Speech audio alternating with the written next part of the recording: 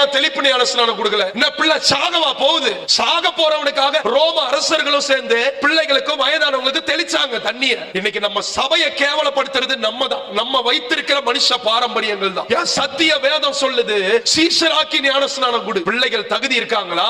எத்தனை பெற்றோர்கள் அம்மா சொல்ல முடியும்? உங்க பிள்ளை வீட்டுக்குள்ள உட்கார்ந்து கெட்ட வார்த்தை பேசிக்கிட்டு காதல் பண்ணிக்கிட்டு உங்களுக்கு கீழ்ப்படியாம வந்து இன்னைக்கு பந்தியில கை வைக்க வரல. கொரிந்தியர்ல ஆண்டவர் எச்சரிக்கிறார், இது நிமித்தம் உங்களில் அநேகர் வியாதிப்பட்டு போயிருக்கிறாங்க, செத்தும் போயிருக்காங்கன்னு ஆண்டவர் எச்சரிக்கிறார். என்ன பண்ணி கொண்டிருக்கிறோம்? நம்ம சபையில இன்னைக்கும் நம்ம மாறல, இன்னைக்கும் நான் எழும்பல, இன்னைக்கும் நாங்க பாரம்பரியத்தை தான் பிடிப்போம்னா நீங்களும் நானும் கர்த்தருக்காக சீஷர்களை நம்ம சபையில எழுப்ப முடியாது.